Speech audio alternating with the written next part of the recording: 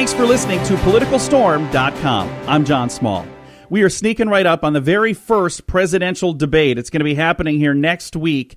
If you've got kids, are you going to let the kids sit in the room with you while you watch the debate? Are you going to encourage them to sit in the room with you while you watch the debate? Or are you going to discourage them? There's some kids that are just naturally interested. Is it a good idea to have the kids in the room while you're watching that first debate? Well, tell you what, we've got some experts that we reached out to about this particular topic. We have civics expert and history professor Dr. Randy Roberts and Pearson parenting expert Stacy Skelly from PearsonLearningNews.com. And we've got a little bit of time to visit with them today about this very subject. So joining us on the line right now, Dr. Randy Roberts and Stacy Skelly. How are you folks doing today? Doing well, John. Yeah, we're excellent. Well, we're excited to have you on the program here, and we've got that first debate coming up here in about a week now, and I know this is a much anticipated debate. There's going to be a lot of people watching this, and you guys kind of have some advice for people maybe watching with their kids, don't you? We hope so. Now, I remember when I was a kid, I remember the first debate that I remember watching was Ronald Reagan and Jimmy Carter. And also that's been a while back. And I can tell you, over the years, they've gotten a little more heated. And I think this particular debate is going to be a really interesting one to watch. What are some of the cautions that you have for people watching the debates with their children? Well, I think maybe the one thing we have to counsel our children on is let's try to look past the rhetoric. I'm sure if you're watching in your house, you're going to turn the temperature way down because it's going to be hot enough on TV. But let's concentrate on, okay, what do the two candidates believe in? Not that they don't like each other, but what do they believe in? Do the Democrats, Hillary, does she believe in a more activist, stronger central government? Does Trump believe in more states' rights? Does he believe in giving power back to the community and the local level? So let's concentrate on the issues and not all the heat that's being generated, not the sound bites that will come out of it. And that's one of the things that's been just amazing to me is how negative politics have gotten over the last few years. You know, it seems like every election cycle, it just gets a little more mudslinging, a little more negative. Stacy, let's talk to you on this one. This election's already been pretty heated. There's already been some verbal attacks between the candidates. There's already a whole slew of negative ads out there. How do we explain that, especially when we try to teach our kids to be positive and to be nice to each other?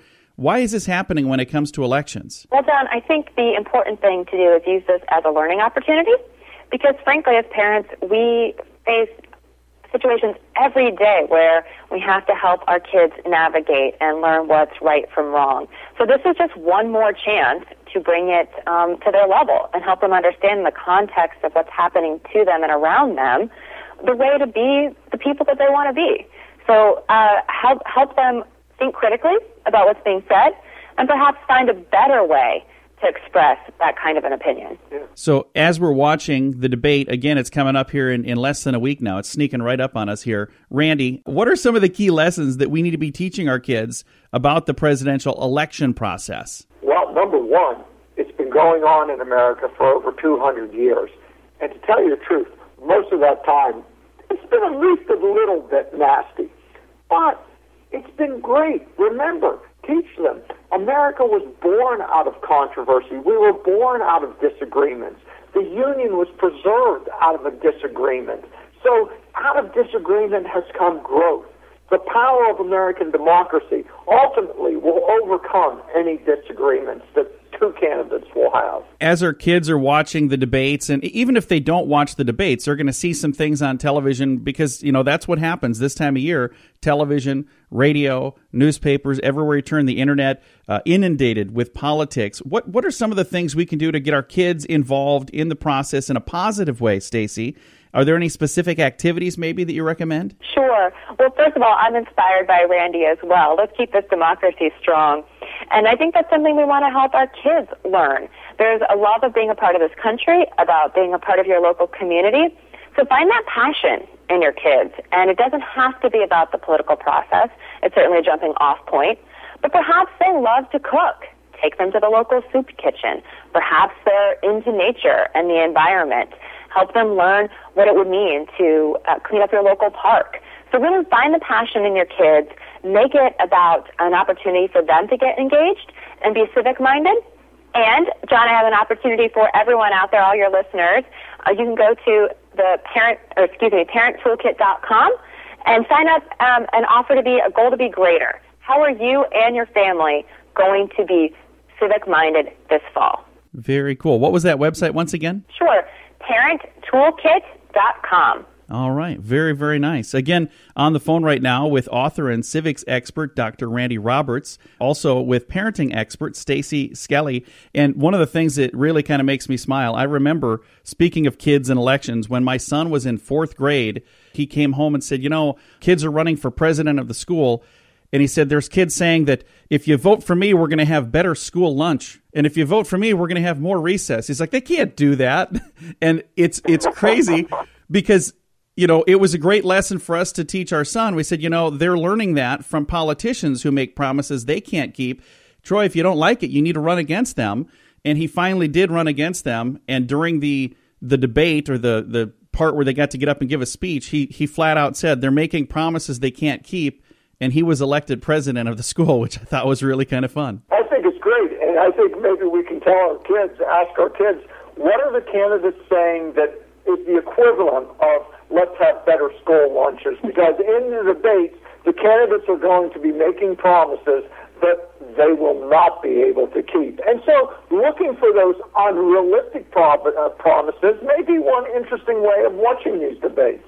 Well, thank you so much for doing what you're doing. I know there are people all across the nation that are going to be watching this, and I believe probably from around the world. There are people in other parts of the world that are very interested to see what's going to happen in this election as well. So thank you so much for thinking about the children and thinking about that next generation and having some great conversations for moms and dads to have with their kids as they're watching the presidential debate and the rest of this political season unfold. Thank you again for doing what you're doing. Thank you, John. Thank you. Again, our guests today have been Dr. Randy Roberts and Pearson parenting expert Stacy Skelly. Again, that website is pearsonlearningnews.com.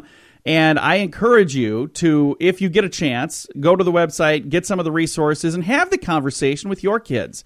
I can tell you this, my children have been very involved in politics since they were just little kids. Now, good news or bad news, I can say this. I think it's good news. My son, who I was mentioning a little bit ago, who was elected I correct myself here. I said he was elected as president.